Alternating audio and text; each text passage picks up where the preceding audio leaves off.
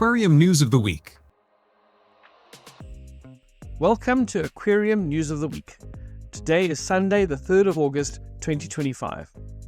Thank you for joining me as we examine some of the top stories in aquarium news this past week. It so happens that there is a theme in this week's set of headlines, and although we are predominantly a freshwater channel, there seems to be a link to marines this week, as well as ancient fish. So stick around, let's hear what the stories have to teach us. Let's get into it. New research published on the 27th of July revealed that mesopelagic fish such as the blackberry rosefish excrete carbonate minerals at rates comparable to shallow water species. And while that may not seem that exciting, it does remind us that while we focus a lot on the nitrogen cycle, there is something called the carbon cycle as well. What this research has shown is that the minerals excreted from these fish, they are called ichthyocarbonates, play a crucial role in ocean buffering capacity and pH regulation. And up until now, most attention has focused on surface dwelling fish, and the study suggests that deep sea species may be just as vital in sequestering carbon and maintaining the ocean's chemical balance. As home aquarium keepers, we often tend to focus on the nitrogen cycle, but this story is a reminder that the carbon cycle is just as important, especially when it comes to understanding shifts in pH. And also that fish metabolism affects the buffering capacity of aquarium water over time. Let's now move our attention to the living fossil fish, the coelacanth. A fascinating reanalysis of coelacanth anatomy, published on the 29th of July in ScienceDaily, has overturned long-held assumptions about this ancient species. Once thought to possess 23 unique muscle features in the skull, new anatomical studies have revealed that many of these muscles were actually ligaments. Only 3 distinct muscle adaptations remain, reshaping how scientists interpret this so-called living fossil. Researchers also identified 9 new ligament-based anatomical transformations, shedding light on the evolution of feeding and respiratory mechanisms in vertebrates. It's interesting to note this study as it reminds us that when we examine past data with modern techniques, surprising results can come about.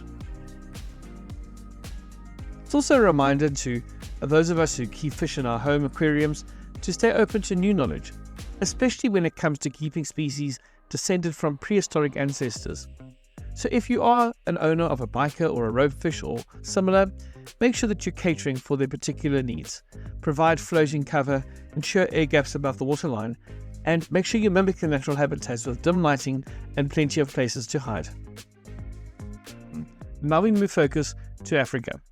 2 new species of snail-crushing cichlids have been described in a 1st of August report from Amazonas magazine. These 2 species have been given scientific names by researchers Anna Machulu and Ole Seehausen. Both species are maternal mouth brooders found in rocky habitats, but they inhabit separate regions of Lake Victoria. They use their robust jaws to crush snails and are prized by aquarists for their striking appearance and their unique feeding behavior. Now, why is this important? The naming of aquarium species helps hobbyists maintain accurate records, supports conservation, and reduces confusion in the aquarium trade. Now, this is especially important for regions such as Lake Victoria, where biodiversity is high, but it's also vulnerable. I spoke at the beginning of this episode about how the focus seems to be on marines. It also seems to be on ancient fish and fossils, because here's another story to do with fossils of fish. On the 2nd of August, Earth.com reported on a study of lanternfish fossils from the Aegean Sea that suggests historic collapses in midwater fish communities were driven by hypoxic conditions. Now, lanternfish are bioluminescent fish, and they're central to the ocean food chain and to carbon transport.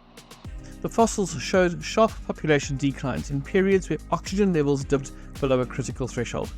And the researchers have linked these collapses to environmental stresses, such as warming temperatures and nutrient overloads. And as you will realize, these are conditions that are increasingly observed in our modern oceans. Lanternfish are vital for the marine biological pump, transporting carbon to the deep sea, and their decline could have a cascading effect on marine ecosystems and carbon sequestration. Higa is a well-known brand in the aquarium trade. And they published an article on the 31st of July that emphasized that so often invertebrates such as shrimp, snails, crabs have overlooked care needs. They are often considered simply cleanup crews. And people forget that these animals also need specific diets, water parameters, and habitats to thrive. And the article explained that invertebrates fall into different feeding classes: scavengers, filter feeders, and carnivores. Invertebrates play key ecological roles in aquariums, but they're frequently underfed, overcrowded, or neglected. And it must be remembered that their welfare matters just as much as that of fish. So research your invertebrates' needs before adding them to your tank. Provide appropriate foods, water hardness, especially for snails, and shelter such as moss or rock piles. Supplement their food with blanched vegetables and specialist invertebrate foods. Thank you for listening to this week's episode of Aquarium News of the Week. I want to encourage you to like and subscribe to this if you happen to be watching or listening to this on YouTube, or to leave a review, to follow us on your podcast app, and to keep joining us each week for both the Aquarist Edge podcast and Aquarium News. Until we meet again next week, keep learning, keep discovering, and keep enjoying this amazing hobby. Bye for now.